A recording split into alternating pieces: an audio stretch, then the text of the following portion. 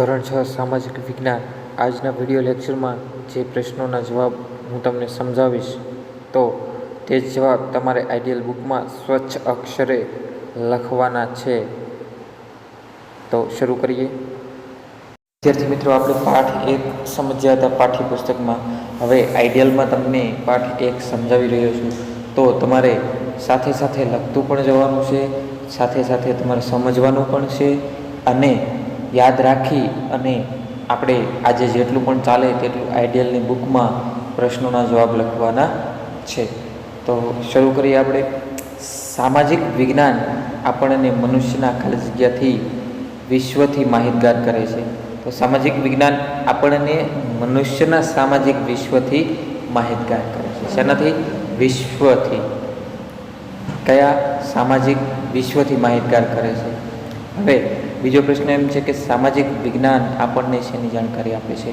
તો સામાજિક વિજ્ઞાન આપણને ભૂગોળ, અર્થશાસ્ત્ર, સામાજિક પરિસ્થિતિ અને સંસ્થાઓ, રાજકીય પ્રવૃત્તિઓ અને સંગઠનોની જાણકારી આપે છે.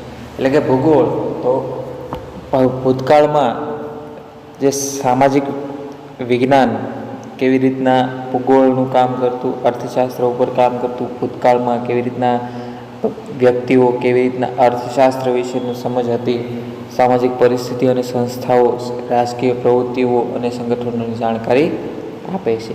ત્રીજો પ્રશ્ન એમ છે કે ઇતિહાસ વિષય સિવાયના સમાજ વિજ્ઞાનનો વર્તમાન ખાલી જગ્યાનો પરિચય કરાવે છે. તો ઇતિહાસ વિષય સિવાયના સમાજ વિજ્ઞાનનો વર્તમાનમાં એટલે કે હાલની સમયમાં ખાલી જગ્યાનો પરિચય કરાવે છે. તો એ શું કરે છે? સમાજ જીવનનો પરિચય કરાવે છે. ઇતિહાસ વિષય સિવાયના સમાજ વિજ્ઞાનનો વર્તમાનમાં સમાજ જીવનનો પરિચય કરાવે છે. ચોથો પ્રશ્ન, ઇતિહાસ માનવ સમાજના ભવિષ્યકાળની માહિતી આપે છે. આ વિધાન સાચું છે કે ખોટું છે? તો આ વિધાન ખોટું છે. ઇતિહાસ માનવ સમાજના ભવિષ્યકાળની નહીં પણ ભૂતકાળની માહિતી આપે છે. હવે ઇતિહાસ ખાલી જગ્યા કાળની વ્યવસ્થા સાથે કળીરૂપ છે. આ વિધાનમાં ખાલી જગ્યામાં શું આવે છે? તો ઇતિહાસ વર્તમાન કાળની વ્યવસ્થા સાથે કળીરૂપ છે. હવે ઇતિહાસ જાણવાના સાધનો અને સ્ત્રોતોમાં ઘણા બધા પ્રશ્નો પૂછાઈ શકે તેવા. તો ગુજરાતના ખાલી જગ્યામાં 4000 વર્ષ જૂનું શહેર મળી આવ્યું છે. તો ગુજરાતના ક્યાં 4000 વર્ષ જૂનું શહેર મળી આવ્યું એવો પણ પ્રશ્ન પૂછાય તો એનો જવાબ એક જ આવે કે ગુજરાતમાં કચ્છમાં 4000 વર્ષ જૂનું શહેર મળી આવ્યું. હવે આગળ, ઇતિહાસ જાણવાના સ્ત્રોત કયા કયા છે? તો આપણે પાઠ સમજ્યા હતા એમાં મેં કહેલું કે તાળપત્રો, ભોજપત્રો, અભિલેખો, શિલાલેખો, તામ્રપત્રો અને જૂના સિક્કા તેમજ ઉત્ખનન કરતા મળી આવેલી ઐતિહાસિક વસ્તુઓ વગેરે ઇતિહાસ જાણવાના સ્ત્રોત છે. તો ઇતિહાસ જાણવાના સ્ત્રોત કયા કયા? તો તાડપત્રો, ભોજપત્રો, અભિલેખો, શિલાલેખો, તામ્રપત્રો, જૂના સિક્કાઓ તેમજ ઉત્ખનન કરતા મળી આવેલી ઐતિહાસિક વસ્તુઓ વગેરે ઇતિહાસ જાણવાના સ્ત્રોત છે. હવે આગળનો પ્રશ્ન, હસ્તપ્રત એટલે શું? તો હસ્તપ્રત એટલે કે પ્રાચીન સમયમાં માનવી લખવા માટે તાડપત્ર કે ભોજપત્રનો ઉપયોગ કરતો, જેને હસ્તપ્રત કહેવામાં આવે છે. હવે પાછો એમાંથી પણ પ્રશ્ન પૂછાઈ શકે, તાડપત્રો એટલે શું? તો તાડપત્રો એટલે તાડના વૃક્ષના પર્ણ પર લખાયેલી હસ્તપ્રતો. હવે એમ પણ પૂછે કે હસ્તપ્રત એટલે શું? તો એનો જવાબ શું છે કે માનવી પ્રાચીન સમયમાં લખવા માટે કે તાડપત્ર કે ભોજપત્રનો ઉપયોગ કરતો, જેને હસ્તપ્રત કહેવામાં આવે છે. અત્યારનો માનવી જે લખવા માટે પેન અને બુકનો ઉપયોગ કરે છે અને હવે આધુનિક સમયમાં કોમ્પ્યુટરનો ઉપયોગ કરે છે તો તેને શું કહેવાય? હસ્તપ્રત કહેવાય. હવે આગળનો પ્રશ્ન, ભોજપત્ર એટલે શું? ભોજપત્ર એટલે હિમાલયમાં થતા ભુર્જ નામના વૃક્ષોની પાતળી આંતરચાલ ઉપર લખાયેલા હસ્તપ્રતો. ભોજપત્ર એટલે કે હિમાલયમાં થતા ભુર્જ નામના વૃક્ષોની પાતળી આંતરછાલ ઉપર લખાયેલા હસ્તપ્રતો. પછી આગળ પ્રાચીન સમયમાં માનવી શેના ઉપર લખાણ કરતો? એ કાપડ, બી કાગળ, સી ભુર્જ વૃક્ષની આંતરછાલ, ડી ચામડું. એમાં જવાબ આવે છે સી. ભુર્જ નામનું વૃક્ષ હિમાલયમાં થાય છે. આ વાક્ય સાચું છે કે ખોટું છે? આ વાક્ય સાચું છે. હવે આગળ તાડપત્ર અને ભોજપત્ર વિશે ટૂંક નોંધ લખવાની છે. તો તાડપત્ર અને ભોજપત્ર વિશે ટૂંક નોંધ લખો એમ તમને કહેવામાં આવે તો તેમાં પ્રાચીન સમયમાં માનવી લખવા માટે તાડપત્ર કે ભોજપત્રનો ઉપયોગ કરતો. તાડ વૃક્ષના પર્ણ પર લખાયેલી હસ્તપ્રતો એટલે તાડપત્ર અને ભુર્જ વૃક્ષની પાતળી આંતરછાલ પર લખાયેલા હસ્તપ્રતો એટલે ભોજપત્રો. આ હસ્તપ્રતો પરથી જે તે સમયની ભાષા અને જીવન જીવવાની પદ્ધતિ વગેરે વિશે જાણકારી મળે છે. ફરીથી બોલું છું. પ્રાચીન સમયમાં માનવી લખવા માટે તાડપત્ર કે ભોજપત્રનો ઉપયોગ કરતો. તાડ વૃક્ષના પર્ણ પર લખાયેલી હસ્તપ્રતો એટલે તાડપત્ર અને ભુર્જ વૃક્ષની પાતળી આંતરછાલ પર લખાયેલા હસ્તપ્રતો એટલે ભોજપત્રો. આ હસ્તપ્રતો પરથી જે તે સમયની ભાષા, જીવન અને જીવન જીવવાની પદ્ધતિ વિશેની વગેરેની જાણકારી મળે છે. આવી હસ્તપ્રતો મંદિરો અને મઠોમાં સચવાયેલી છે. તે મોટા ભાગે સંસ્કૃત, પ્રાકૃત, તમિલ ભાષાઓમાં મળેલ છે. વળી કવિતા, નાટકો, વાર્તાઓ, મહાકાવ્યો પણ મળી આવ્યા છે. તેમાંથી ધાર્મિક રીત રિવાજો, સામાજિક માન્યતાઓ, રાજાઓની જીવનશૈલી, વિજ્ઞાન, શિક્ષણ, દવાઓ અને પ્રાણીઓ વિશે મોટા પ્રમાણમાં માહિતી મળે છે. હવે આગળ મોટા ભાગની પ્રાચીન હસ્તપ્રતોમાં કઈ કઈ ભાષાઓના લખાણો જોવા મળે છે? તો મોટા ભાગની પ્રાચીન હસ્તપ્રતોમાં સંસ્કૃત, પ્રાકૃત અને તમિલ ભાષામાં લખાણો જોવા મળે છે. હવે આગળનો પ્રશ્ન એમ છે 15મો. તાડપત્રો અને ભોજપત્રો પરથી કઈ કઈ માહિતી મળે છે? તો તાડપત્રો અને ભોજપત્રો આગળની ટૂંક નોંધમાં આપણે બોલ્યા છીએ કે તાડપત્રો અને ભોજપત્રો પરથી જે તે સમયની ભાષા, લોકોની જીવનશૈલી, ધાર્મિક રીત રિવાજો, સામાજિક માન્યતાઓ, રાજાઓની જીવનશૈલી, વિજ્ઞાન, શિક્ષણ, દવાઓ, પ્રાણીઓ વગેરે વિશે મોટા પ્રમાણમાં માહિતી મળે છે. તો તાડપત્રો અને ભોજપત્રો પરથી કઈ કઈ માહિતી મળે છે? તો જે તે સમયની ભાષા, લોકોની જીવનશૈલી, ધાર્મિક રીત રિવાજો, સામાજિક માન્યતાઓ, રાજાઓના જીવનશૈલી, વિજ્ઞાન, શિક્ષણ, દવાઓ, પ્રાણીઓ વગેરે વિશે મોટા પ્રમાણમાં માહિતી મળે છે. હવે 16મું વાક્ય સાચું છે કે ખોટું છે? તો તે તમારે લખવાનું છે. તો એનો જવાબ શું આવશે? તો કે કેટલીક હસ્તપ્રતો પોથી સ્વરૂપે પણ સચવાયેલી છે. કેટલીક હસ્તપ્રતો પોથી સ્વરૂપે પણ સચવાયેલી છે. આ વિધાન સાચું છે. બરોબર. હવે અભિલેખો એટલે શું? અભિલેખો એટલે શિલાઓ અને પથ્થરો પર કોતરાવેલા કે લખેલા લેખને અભિલેખ કહેવામાં આવે છે. શિલાઓ અને પથ્થરો ઉપર કોતરેલા કે લખેલા લેખને અભિલેખ કહેવામાં આવે છે. હવે 19મો પ્રશ્ન. ઘણા અભિલેખ ખાલી જગ્યા પર મળી આવેલ છે. એ કાગળ, બી કાપડ, સી ધાતુ, ડી આપેલ તમામ. તો એનો જવાબ શું આવશે? સી ધાતુ. ઘણા અભિલેખો ખાલી જગ્યા પર પણ મળી આવેલા છે. તો ધાતુ. કાગળ તો આવે નહીં, કાપડ આવે નહીં અને આપેલ તમામમાં બે વસ્તુ ખોટી છે. એટલે શું આવશે? ધાતુ. આપણે 18મો પ્રશ્ન ભૂલી ગયા છે. અભિલેખો ઇતિહાસ જાણવાનો સ્ત્રોત નથી. આ વિધાન સાચું છે કે ખોટું છે? અભિલેખો ઇતિહાસ જાણવાનો સ્ત્રોત છે. એટલે આ વિધાન ખોટું છે. 18મો પ્રશ્નમાં શું આવશે? ખોટું. હવે 20મો પ્રશ્ન. રાજાઓ શા માટે અભિલેખો તૈયાર કરાવતા? એવો પ્રશ્ન પૂછવામાં આવે તો એમાં શું આવશે? રાજાઓ શા માટે અભિલેખો તૈયાર કરાવતા હતા?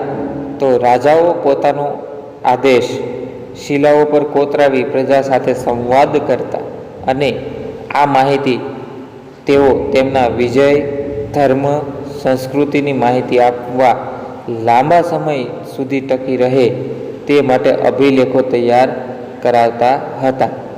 રાજાઓ શા માટે અભિલેખો તૈયાર કરાવતા? ફરીથી બોલું છું તો કે રાજાઓ પોતાના આદેશો શિલાઓ પર કોતરાવી પ્રજા સાથે સંવાદ કરતા અને આ માહિતી તેઓ તેમના વિજય, ધર્મ અને સંસ્કૃતિની માહિતી આપવા લાંબા સમય સુધી ટકી રહે તે માટે અભિલેખો તૈયાર કરાવતા હતા. હવે 21મો પ્રશ્ન, નીચેનામાંથી કયા લખાણો લાંબા સમય સુધી ટકી રહે છે? તો એ અભિલેખો, બી કાગળ પરના લખાણો, સી કાપડ પરના લખાણો કે ડી વૃક્ષના પાન પર લખેલું લખાણ. તો આમાંથી લાંબો સમય કયું ટકી રહે? તો કે અભિલેખ. હવે 22મો પ્રશ્ન એમ છે કે ખાલી જગ્યા ના અભિલેખો કે શિલાલેખો ખૂબ જ જાણીતા છે. સમ્રાટ અશોકના, એનો જવાબ શું આવશે? સમ્રાટ અશોકના શિલાલેખો ખૂબ જ જાણીતા છે. હવે 23મો પ્રશ્ન, ગુજરાતમાં સમ્રાટ અશોકનો શિલાલેખ ક્યાં આવેલો છે? તો એ અમદાવાદ, બી જુનાગઢ, સી પાટણ કે ડી વડોદરા. ગુજરાતમાં સમ્રાટ અશોકનો શિલાલેખ બી જુનાગઢમાં આવેલો છે. સમ્રાટ અશોક ક્યાં થઈ ગયા? જુનાગઢમાં. હવે 24મો પ્રશ્ન, તામ્રપત્રો એટલે શું? હવે તામ્રપત્રો મેં ત્યારે તમને સમજાવેલું કે તાંબાના પત્રા ઉપર કોતરીને લખવામાં આવતા લખાણ એટલે કે તામ્રપત્ર. તામ્રપત્ર એટલે શું? તાંબાના પત્રા ઉપર કોતરીને લખવામાં આવતું લખાણ એટલે તામ્રપત્ર. 25મો, રાજાઓ કેવી માહિતી તામ્રપત્રો ઉપર કોતરાવતા હતા? તો રાજાઓ પોતાના વહીવટી તંત્ર અને દાનની માહિતી તાંબાના તામ્રપત્રો પર કોતરાવતા હતા. રાજાઓ કેવી માહિતી તામ્રપત્ર ઉપર કોતરાવતા? તો કે વહીવટી તંત્ર અને દાનની માહિતી તામ્રપત્ર ઉપર કોતરાવતા હતા. હવે આગળ 26મો પ્રશ્ન.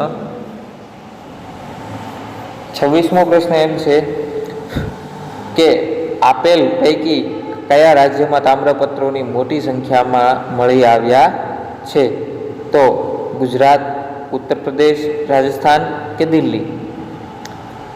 તો ગુજરાત રાજ્યમાં તામ્રપત્રોની મોટી સંખ્યામાં મળી આવ્યા છે. તો એમાં શું આવશે? એ જવાબ શું આવશે ખાનામાં? એ. 27મો પ્રશ્ન, ગુજરાતમાંથી મળેલા તામ્રપત્રો પરથી કઈ માહિતી મળે છે? તો ગુજરાતમાં તામ્રપત્રો પાટણ હેમચંદ્રાચાર્ય લાઇબ્રેરી ઉત્તર ગુજરાત. સોરી, આ પ્રશ્ન ઊંધો છે, હું ભૂલી ગયો. ગુજરાતમાં મળેલા તામ્રપત્રો પરથી કઈ માહિતી મળે છે? તો ગુજરાતમાંથી મળેલા તામ્રપત્રો પરથી રાજાના નામ, તેમના ધર્મ, વહીવટીતંત્ર તથા તેમણે કરેલ દાનની માહિતી મળી આવેલ છે. દાન ધર્મની માહિતી મળી આવે છે. હવે 28મો પ્રશ્ન, ગુજરાતમાં તામ્રપત્રો ક્યાં ક્યાં સચવાયેલા છે? 28મો પ્રશ્ન, ગુજરાતમાં તામ્રપત્રો ક્યાં ક્યાં સચવાયેલા છે? તો ગુજરાતમાં તામ્રપત્રો પાટણ, અમદાવાદ અને પછી અમદાવાદમાં 2 જગ્યાએ છે. તો એનો જવાબ આવે કે ગુજરાતમાં તામ્રપત્રો પાટણમાં હેમચંદ્રાચાર્ય લાઇબ્રેરી ઉત્તર ગુજરાત, અમદાવાદમાં LD institute of Indology Navrangpura. અમદાવાદમાં ક્યાં? LD institute of Indology. પછી બીજું છે ભોજે અધ્યયન અધ્યયન અને સંશોધન વિદ્યાભવન અમદાવાદ અને શ્રી મહાવીર જૈન આરાધના કેન્દ્ર કોબા ગાંધીનગર ખાતે સચવાયેલા છે. તો હવે આગળ ભોજે અધ્યયન સંશોધન વિદ્યાભવન ગાંધીનગરમાં આવેલું છે. આ વિધાન સાચું છે કે ખોટું છે? તો આ વિધાન ખોટું છે. થોડી વાર પહેલાં જ હું પ્રશ્ન લખાવ્યો કે ભોજે અધ્યયન સંશોધન વિદ્યાભવન અમદાવાદ આવેલું છે. હવે છેલ્લી ટૂંક નોંધ લખી અને આજે આપણે 30 પ્રશ્નો પૂરા કરવાના છે. તો પ્રશ્ન 30 ટૂંક નોંધ લખો તામ્રપત્ર. હવે આપણે એની ટૂંક નોંધનો જવાબ હું તમને આપું છું તો તમારે આ લીટીઓમાં લખવાનો છે. તાંબાના પતરા ઉપર કોતરીને લખવામાં આવતું લખાણ એટલે તામ્રપત્ર. અનેક રાજાઓએ પોતાના વહીવટી તંત્રની માહિતી અને તેમને કરેલા દાનની માહિતી તામ્રપત્ર ઉપર કોતરાવી છે. ગુજરાતમાંથી મળી આવેલા તામ્રપત્રોમાંથી રાજાના નામ, તેમના ધર્મ, વહીવટી તંત્ર અને દાનની વિગતો મળે છે. ગુજરાતમાં પાટણ ખાતે હેમચંદ્રાચાર્ય લાઇબ્રેરીમાં, અમદાવાદ ખાતે એલડી ઇન્સ્ટિટ્યૂટ ઓફ ઇન્ડોલોજીમાં તથા ભોજે અધ્યયન અને સંશોધન વિદ્યાભવન તેમજ ગાંધીનગરમાં કોબા ખાતે શ્રી મહાવીર જૈન આરાધના કેન્દ્રમાં સચવાયેલા છે. તામ્રપત્ર પણ ઇતિહાસ જાણવાનો એક અગત્યનો સ્ત્રોત છે. તો આમાં કેટલા મુદ્દા આવશે? તો પહેલો, તાંબાના પતરા ઉપર કોતરીને લખવામાં આવતું લખાણ એટલે તામ્રપત્ર. બીજો મુદ્દો, રાજાઓ પોતાના વહીવટી તંત્રની માહિતી અને તેમના કરેલા દાનની માહિતી તામ્રપત્ર પર કોતરાવતા હતા. ત્રીજો ટોપિક, ગુજરાતમાંથી મળી આવેલા તામ્રપત્રોમાંથી રાજાના નામ, તેમના ધર્મ, વહીવટી તંત્ર અને દાનની વિગતો મળે છે. ચોથો ટોપિક, ગુજરાતમાં પાટણ ખાતે હેમચંદ્રાચાર્ય લાઇબ્રેરીમાં, અમદાવાદમાં એલડી ઇન્સ્ટિટ્યૂટ ઓફ ઇન્ડોલોજી તથા ભોજે અધ્યયન અને સંશોધન વિદ્યાભવન તેમજ ગાંધીનગરમાં કોબા ખાતે શ્રી મહાવીર જૈન આરાધના કેન્દ્રમાં સચવાયેલા છે. પાંચમો પ્રશ્ન, તામ્રપત્રો. પાંચમો ટોપિક, તામ્રપત્ર પણ ઇતિહાસ જાણવાનો એક અગત્યનો સ્ત્રોત છે. હવે ટૂંક નોંધમાં 5 મુદ્દા આવી ગયા. ટૂંક નોંધ લખો, એમાં 5 મુદ્દા આવી ગયા. તો વિદ્યાર્થી મિત્રો, તમારે આ 1 થી 30 સુધીના પ્રશ્નોના જવાબ આપણે લખવાના છે. શેમાં લખવાના છે? આપણે આઈડિયલની બુકમાં લખવાના છે.